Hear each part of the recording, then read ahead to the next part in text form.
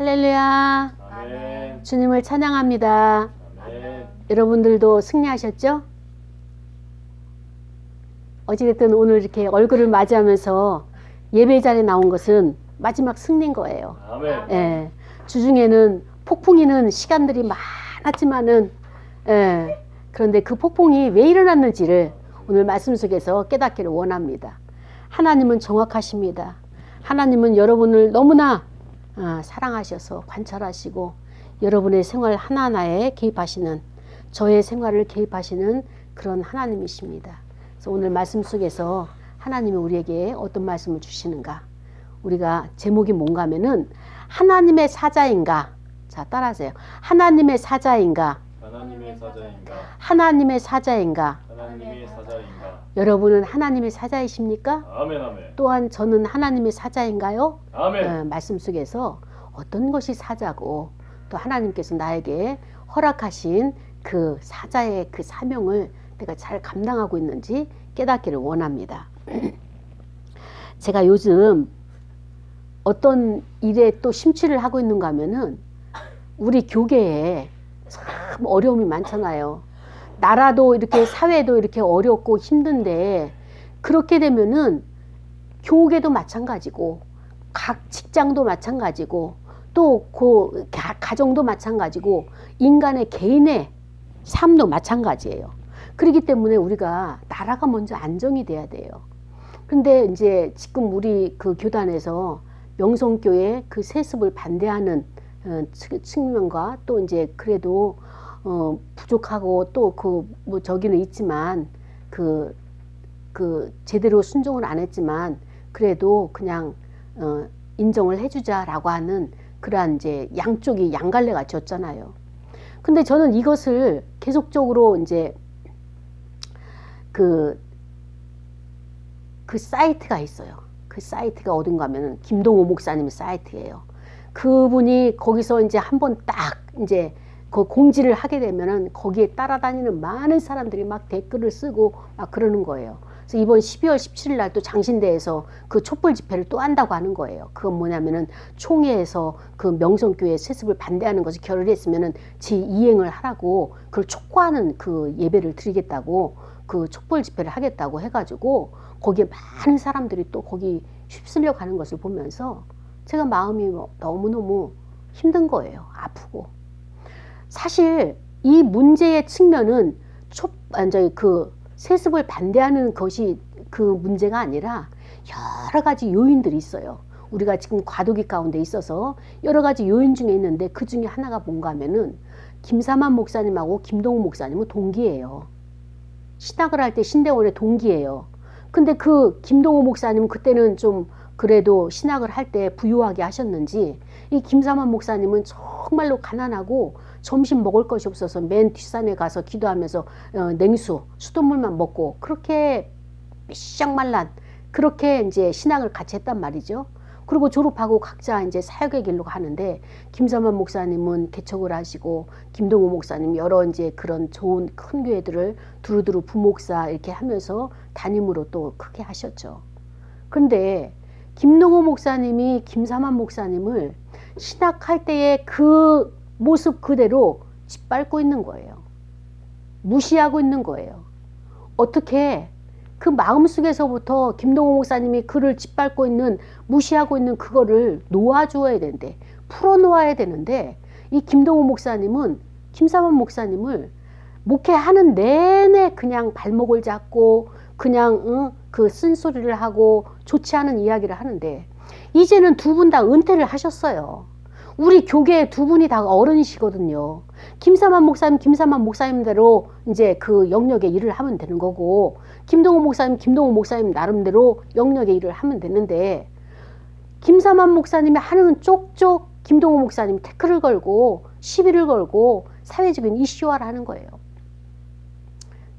김동호 목사님은 어떤 것을 능하신 분인가 하면은 후배들을 잘 이렇게 가르쳐요. 그리고 후배들이 젊은 목회자들이 김동우 목사님을 굉장히 많이 존경하고 따릅니다. 그러면 됐죠. 근데 거기에 비해서 이 김사만 목사님은 이제 두루두루 나라의 일이나 또 이제 교회에 가난한 교회, 어려운 교회들 잘 돌봐주고 또 해외 선교를 참 많이 해요. 그래서 아프리카나 이런 데 오지에 병원을 지어주고 그 나라의 어려움을 이렇게 같이 해서 훈장도 받고 이렇게 또 이제 우리 총회나 이런 교계에서 큰 일을 많이 해가지고 이렇게 어르신으로서 또 인정도 받기도 하고 그렇습니다. 그러면은 사역의 영역이 각각이니까 서로가 존중하면서 사역을 마무리 졌으면 은퇴 이후에 아름답게 인생을 가셔야 되는데 이 김동호 목사님은 페이스북에서 완전히 그냥 그 추종자들에 의해 가지고 인기가 하늘을 찌르고 거기에 비해서 또 김서만 목사님은 또 교계나 또 대외적인 해외나 대외적으로 너무나 많은 명성이 있어가지고 명성이 하늘을 찌르는 거예요. 그러니까 제가 보는 견지에서는 여러 가지 요인 중에 이 문제를 먼저 근본적으로 해결하면은 교계 문제는 해결된다고 봐요. 그러니까 명성교회는 그 명성을 내려놔야 되고 김동호 목사님 그 인기를 내려놓기만 하면 그리스도 앞에 이것을 무릎을 꿇고 내려놓기만 하면 우리 교계는 평탄한 길이 되는 거예요. 평지가 되는 거예요. 시온의 대로가 열리는 거예요. 이런 걸 보면서 이제 어느 정도 이제 윤곽이 돼서 김동호 목사님 횃불에 가니까 많은 사람들이 거기다가 이제 그 반대에 대해서 막 이렇게 격하게 댓글을 달았어요. 예전에는 반박을 했는데 이제는 반박을 안 하고 그 사람이 쓴 글에 대해서 너무 과격하다. 어떤 사람은 쓰기를 이렇게 써요. 너무너무 명성교회가 그 세습을 하는 거에 있어서 너무너무 화가 나고 막 분통이 터지고 그 다음에 또 천인 공노할 막 이런 글을 쓴 거예요. 그래서 제가 이제 거기다가 댓글을 다는 거예요. 어떻게 다느냐. 명성교회 일로 이렇게 화가 나고 분노가 치밀어 오르고 그래서 님의 생활이 많이 혼란을 가져와서 힘드시겠어요. 근데 어떻게 천 사람의 그런 분노가 님에게 다 부어져 가지고 천인이 공노할 그 분노를 가지고 있잖아요. 지금 얼마나 괴로우시겠습니까? 이제 제가 이제 그런 댓글들을 다는 거예요. 그러면서 자기 자신을 돌아볼 수 있도록. 근데 거기서 댓글 다는 사람들이 거의가 뭐냐면은 명성교회 때문에 힘들고 명성교회 때문에 전도가 안 되고 명성교회 때문에 뭐가 안 되고 창피해 죽겠고 정말로 쪽팔리고 뭐 이런 이야기들을 거기다 글을 쓴 거예요. 그래서 제가 이제 한 거예요.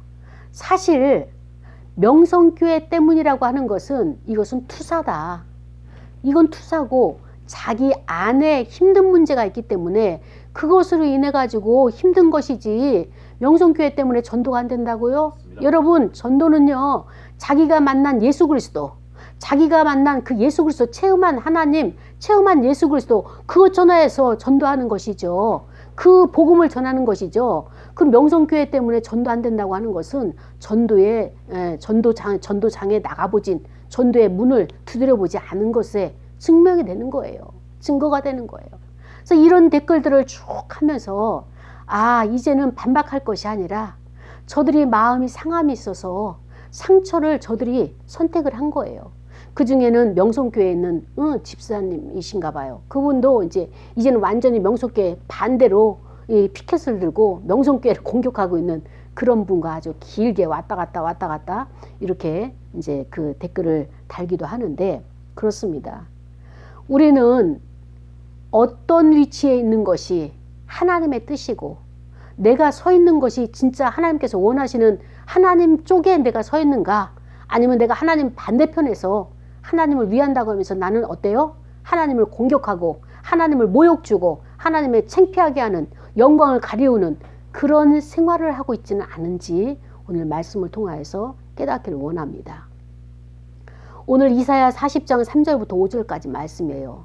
이 말씀의 배경은 어떤 데냐면은 하나님께서 이스라엘 백성들이 너무너무 말을 안 듣는 거예요.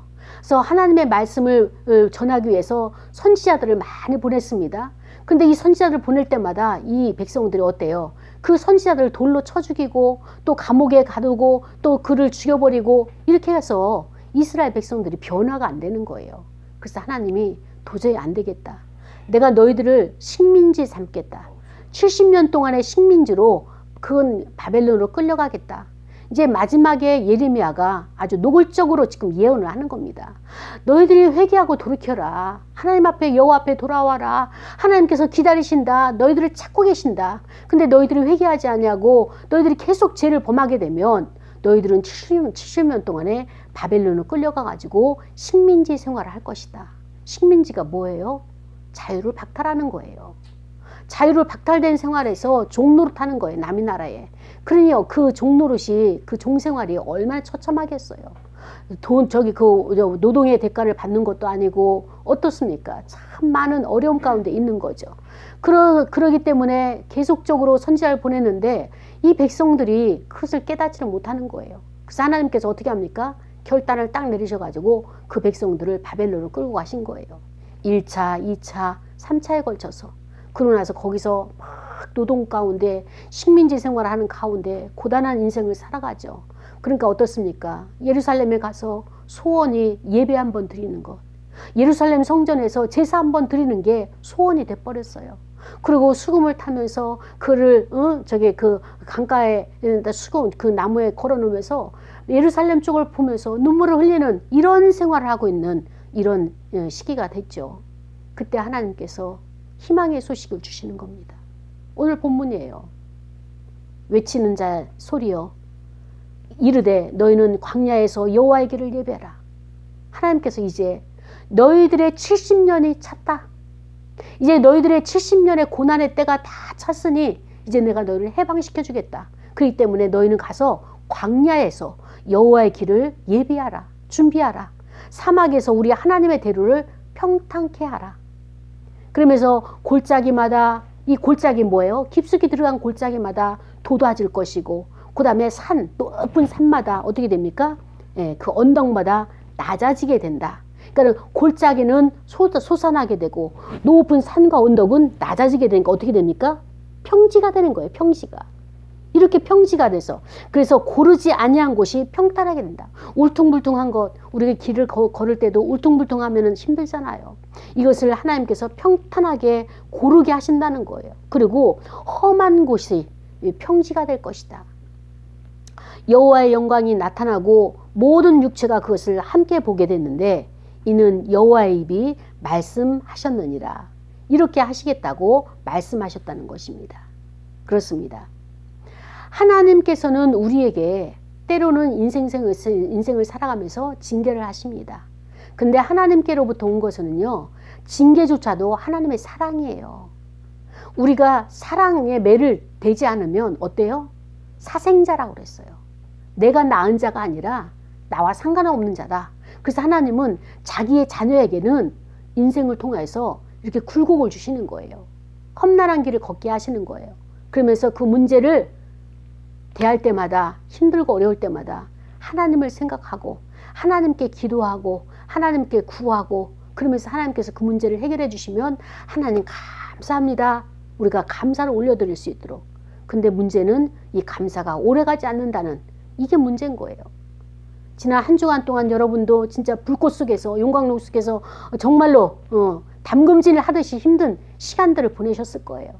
그런데 하나님께서 마지막은 어떻게 하셨습니까? 이렇게 마지막은 이렇게. 그러니까 여러분이 하나님의 말씀에 순종을 하게 되면 평탄한 인생을 가는 거예요. 근데 평탄한 인생이 안 된다라고 하면은 나를 돌아보는 거예요. 내가 하나님의 말씀에 순종하고 있다, 순종하지 않고 있다. 순종하지 않을 때는 반드시 하나님이 불같은 불구덩이도 들어가게 하시고 또 남에게 종노릇해서 짓밟힘 당하기도 하고 진짜 자존심이 팍팍 무너지기도 하게 하시고 이런 것들 하나하나가 하나님 다 간섭하시는 문제예요. 우리는 좀 이렇게 편안하게 살만 하면 왜 이런 일이 또 생기는가, 또 왜 이런 문제가 또 이렇게 발생하는가, 이제 지긋지긋하다, 그만했으면 좋겠다, 졸업하고 싶다 하지만 그 졸업을 하고 그 문제가 종식시키기 위해서는 누가 해야 된다? 하나님. 아니에요. 누가 해야 된다? 내가 선택하는 거예요. 내가 죄를 선택했기 때문에 하나님은 아니다라고 하는 사인을 보내는 거예요. 하나님한테 억울하게 투사시키지 마세요. 선택은 내가 하는 거고 내가 잘못한 거예요. 하나님은 그 길이 아니야. 그 길 가면 안 되는 거야. 네. 하나님은 계속적으로 사인을 주는데도 본인들이 하고 나서 이제 저렇게 하나님만 원망하고 탓하는 거예요. 아버지. 내 인생을 왜 이렇게 험난한 길을 주며 내 인생을 이렇게 박복한 인생을 주시며 이런 것들이 이제 인간들이 하나님 앞에 범하는 잘못이 되는 거죠.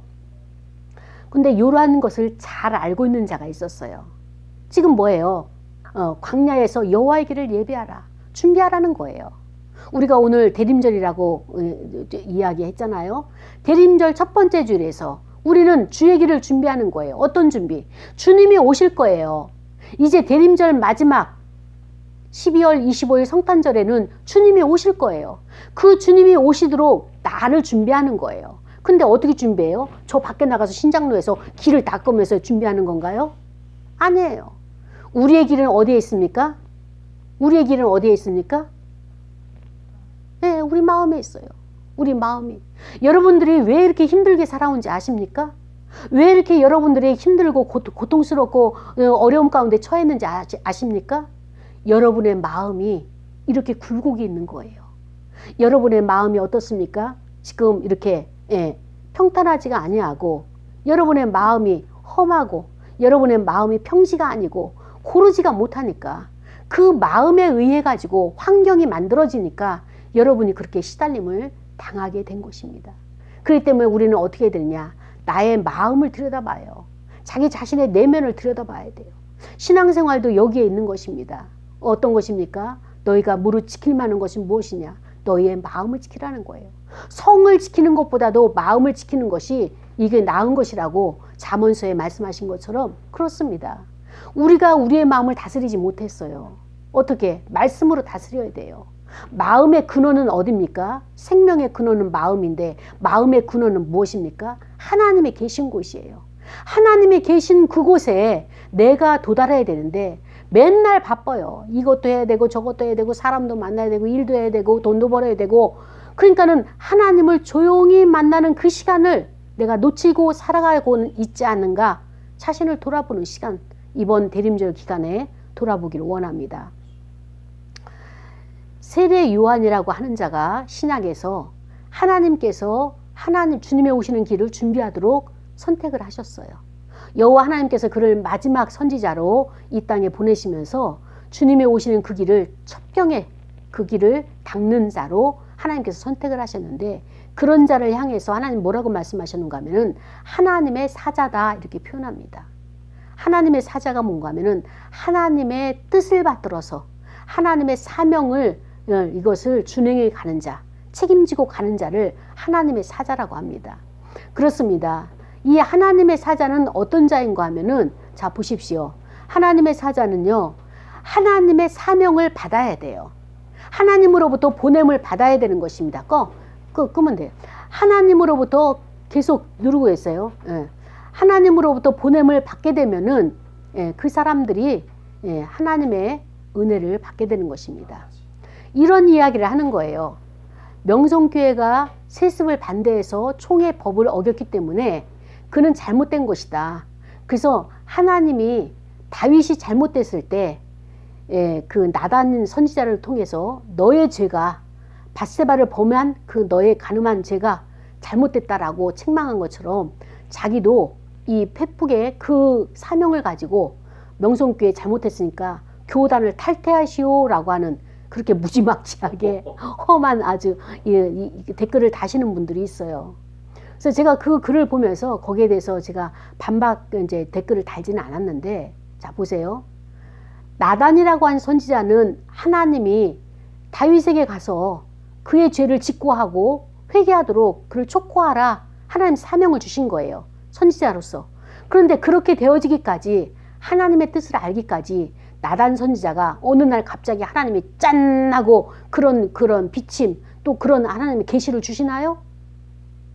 그 하나님의 말씀 하나님의 계시를 받기까지는 절차가 있어요. 어떤 절차가 있는가 하면은 하나님이 나단을 계시를 주기 위해서는 일을 행하시기 위해서는 나단을 부르셔요. 근데 부르실 때 언제 부른지 모르잖아요. 하나님은 음성으로 부르신 분이 아니시잖아요. 우리의 마음을 통해서 하나님께서 부르시기 때문에 나단이 일상적인 생활을 하는 거예요. 근데 어느 날 갑자기 눈물에 팍팍 흘러내리기 시작하는 거예요.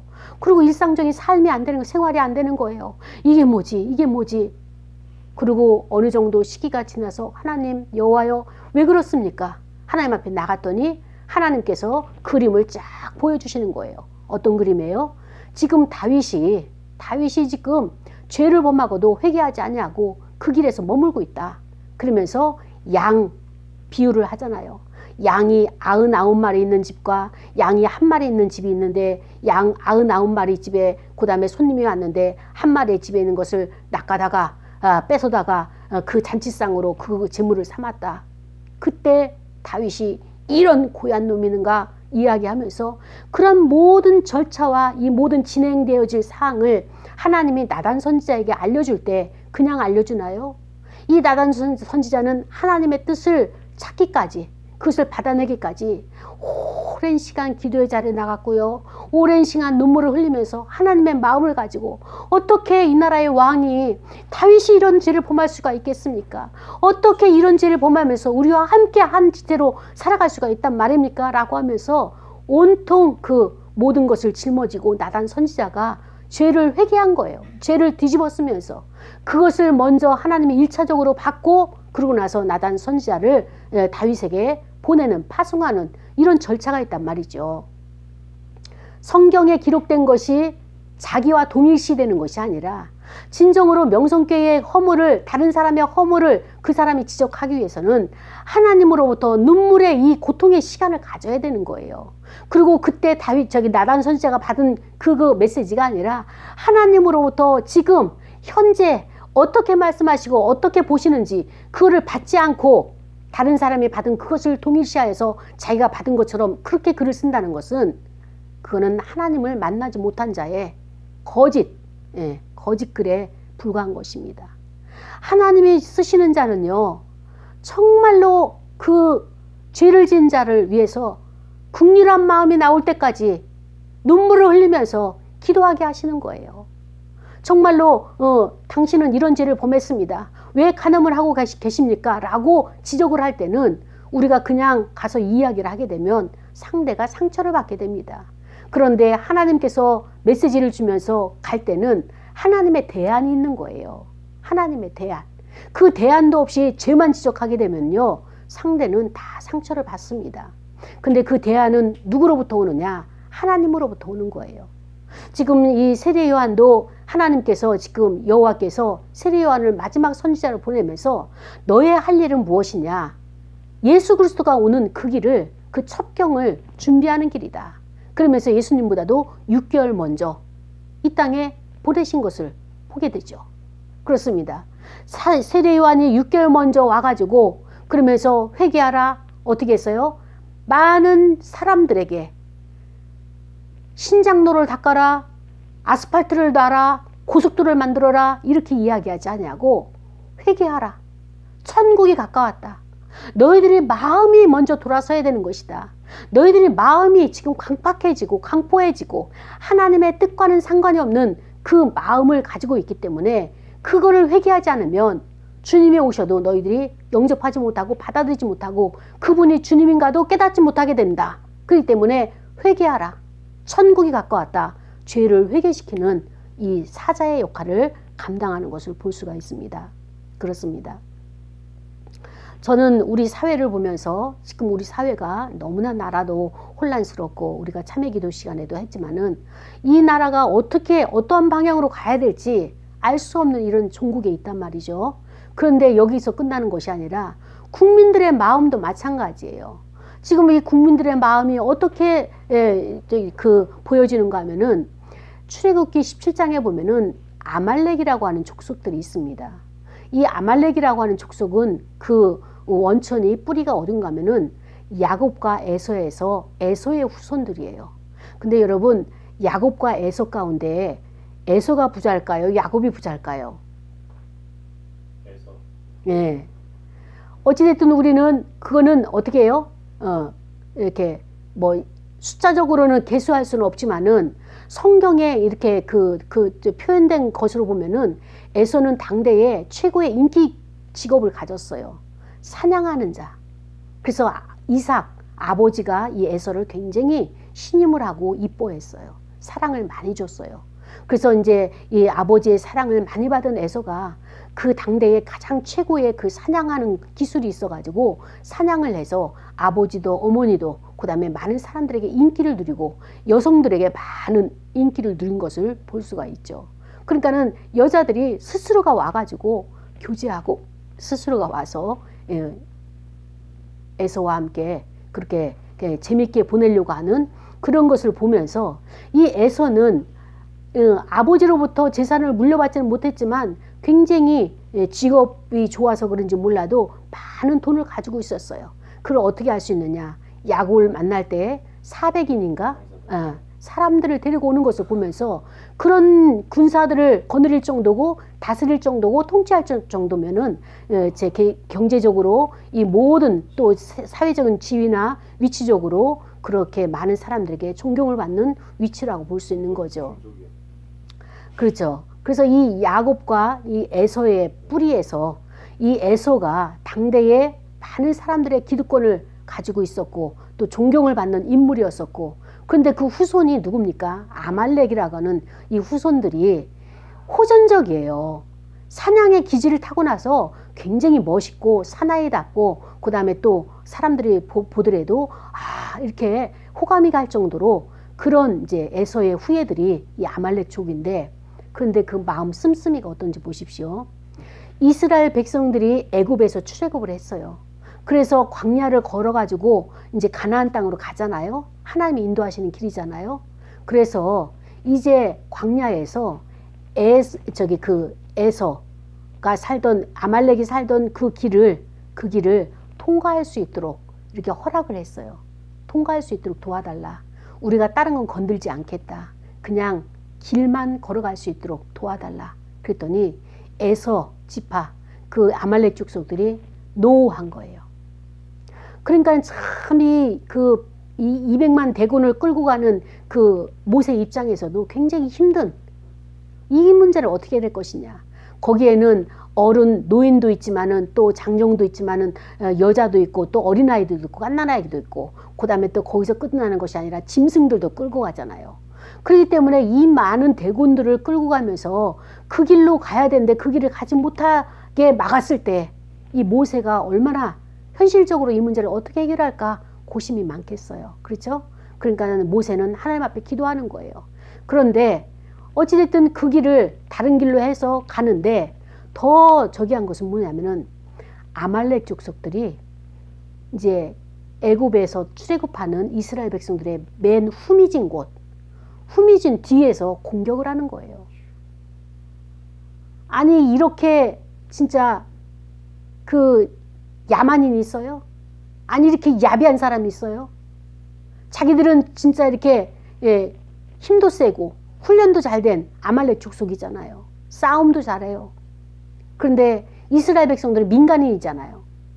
어린아이고 여인이고 그 다음에 또 짐승들이고 젊은 사람들은 나가서 싸우느라고, 젊은 청년들은 나가서 장정들은 나가서 싸우고, 이 어린아이고 노인네고 이런 무리를, 그런 출애굽 무리를 뒤에서 공격을 하기 시작하는 거예요.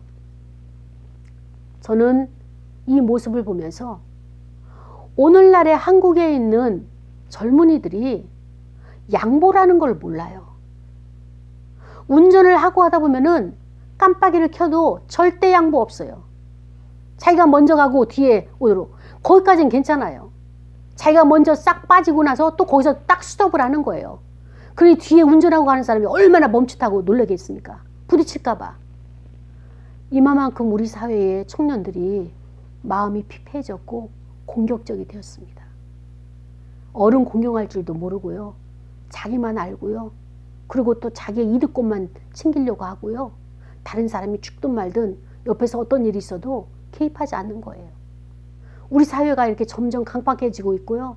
그 다음에 또 그 젊은이들이 그런 것으로 인해 가지고 참 많은 지금 피해를 보고 있는 이 사회가 되고 말았습니다. 어쩌면 우리 사회는 지금 아말렉 족속들이 정말로 그 곳곳에 그 공격하고 곳곳에 약탈하듯이 많은 사람들이 공격적이 되어졌고 보이지 않을 때 그 약탈해가는 그런 무리로 우리 사회가 지금 변하고 있는 이 모습을 보면서 너무나 안타까웠어요. 댓글을 쓰더라도 정말로 따뜻한 친절한 그런 댓글이 아니라 상대를 파괴하고 공격적이고 그 다음에 그 심령이 상해서 나오는 그런 악한 글들이 이 댓글로 많이 쓰여지는 것을 보면서 너무나 가슴이 아프고 어떻게 하여야 저들의 그 가지고 있는 그 마음이 돌이킬 수 있을까? 그 마음들이 풀어질 수 있을까?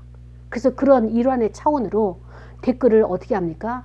그들의 마음을 읽어주고 그의 마음에 위로해 줄 수 있는 댓글로 달아주는 거예요.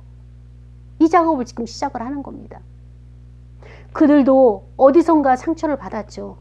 그들도 어디선가 그 상황 가운데서 자기가 상처를 선택을 했겠죠. 그렇기 때문에 그렇게 힘든 마음을 가지고 살면서 사회가 악하고 어떻습니까? 그 어르신들이 기득권을 가지고 있는 자들이 전부 다 자기들만 기득권을 가지고 있고 후배들을 후손들을 청년들을 이끌어주지 않냐고 키워주지 않는 것으로 인해 가지고 거기에 대한 분풀이도 있겠고 거기에 대한 화관함도 있겠지만 그래서 그런지 몰라도 이 사회의 젊은이들이 너무나 많은 다른 사람들을 공격하고 사기를 치려 하고 그 다음에 남의 것을 갖다가 어떻게 하면 이용을 해가지고 이 이용된 것을 가지고 향락을 추구하는 그런 인생을 살아가는 것을 보면서 이것이 끝이라면 이것이 더 이상 안 된다면 그냥 난 죽고 말 것이야.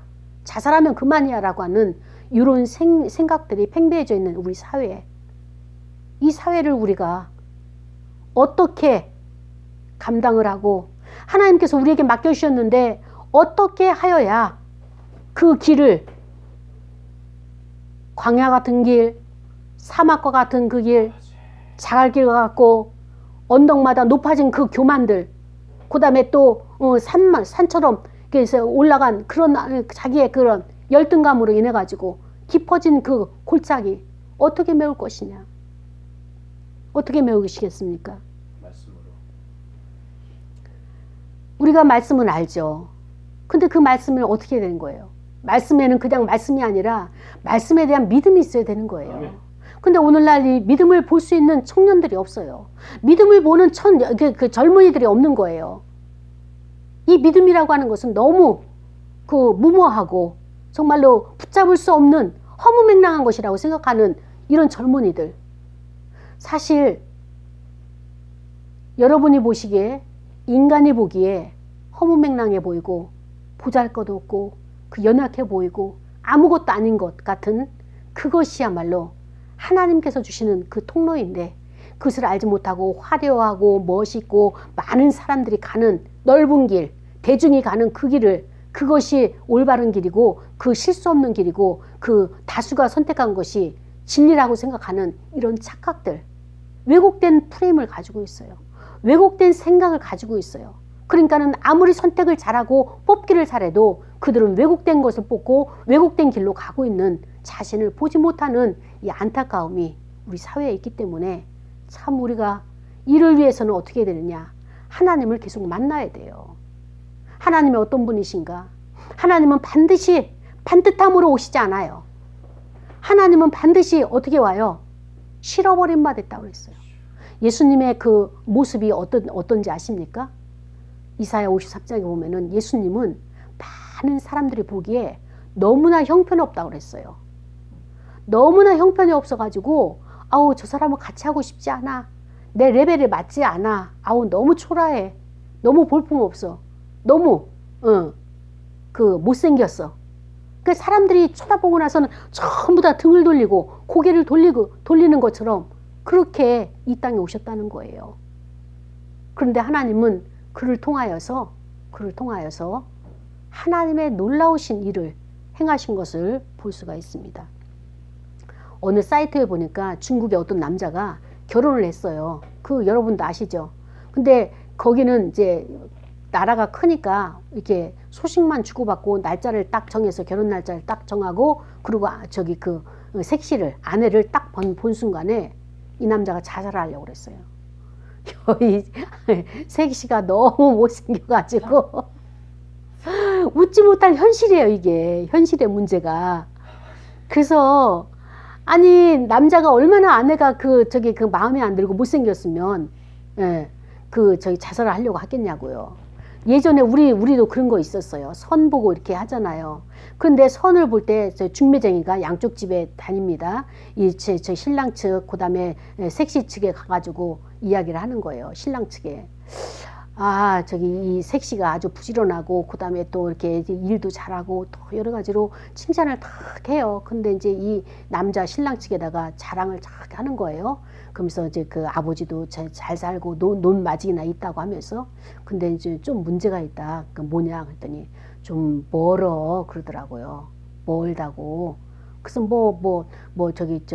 변소와 뒷간과 그 처같이 멀수록 좋다고 그냥 그 돈 좀 있다는 소리에 그냥 하자고 해서 나를 잡아서 그 혼례를 하는 거예요. 그래서 이제는 이렇게 쪽돌이 쓰고 그 다음에 이렇게 하고 이제 절을 하고 하는데 그 멀다 소리가 우리는 거리가 멀다라고 생각했잖아요. 당일날 딱 혼례를 하고 보니까 어떻게 됐어요? 색시가 눈이 멀은 거예요. 그러니까는 이제 중매쟁이가 양쪽 왔다 갔다 하면서 그 신랑 측에다가는 근데 좀 멀어. 그게 뭐가 뭔지를 알아야 되는데 멀다만 했지 구체적으로 알지 못하고 그냥 정보를 듣고 돈 있다 소리에 그냥 해버리니까는 당일날 보니까 어땠어요? 색시가 눈이 먼 거예요. 그래서 이제 그런 에피소드도 우리에게 있긴 한데 그렇습니다. 사랑하는 여러분, 우리가 하나님의 뜻을 알아야지만이 하나님의 사자가 될 수 있는 거예요. 여러분, 하나님이 여러분에게 무엇을 명령하시나요? 사자. 그 사자의 영역이 어떤 걸 가지고 사자의 사명을 감당하시려나요? 언약, 믿음, 언약, 믿음 또 이제 다시 또 시작해야 되겠네. 예. 언약, 믿음 또 여러분이 일주일을 생각해 보면서 내가 생활 가운데서 언약 믿음만 갖지 마시고 이거는 내 개인적인 믿음이고 내 주관적인 하나님과의 관계고 내가 사명을 부여받은 사자로서 하나님의 사자로서 생활 가운데 어떻게 무엇을 나타내시렵니까? 적용, 실천사항이 뭐가 있나요? 뭘 실천하시겠나요? 여러분 안에 하나님의 뜻이 무엇이 담겨져 있나요? 오늘 말씀 속에서 무엇을 건지셨나요? 외치는 자의 소리의 역할을 감당하시렵니까? 아니면은 광야와 같은 곳에서 여호와의 길을 준비하는 자가 되시렵니까? 아니면은 상처 많은 사람들에게 골짜기 열등감 있는 사람을 세워져 가지고 자존감을 높이면서 그 다음에 교만한 자를 정말로 그들을 겸손함으로 이끌어내는 그 사역을 감당하시렵니까? 어떤 것을 감당하시렵니까? 골짜기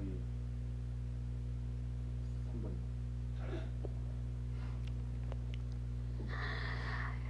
여호와의 영광이 나타나고 모든 육체가 그것을 함께 보리라고 말씀하셨습니다. 하나님께만 일하라고 여러분이 요구하지 마시고 이제 하나님이 명령하셨고 말씀하셨다면 여러분이 움직이셔야 되는 거예요.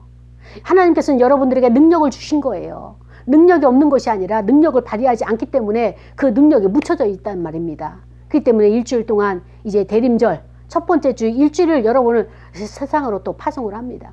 파송할 때 여러분은 누구를 만날 것이며 여러분은 또 그 만남 가운데서 그들의 아픔이 무엇이고 그들의 어려움이 무엇이고 그 아픔이 내 아픔이고 내 아픔이 그 아픔이기 때문에 우리가 그들을 위로하고 그들을 놓아줄 때에 그 압제당한 곳에서 짓밟히는 곳에서 사람들에게 무시당하는 곳에서 그들을 놓아줄 때에 여러분의 심령도 노임받게 되는 것이에요.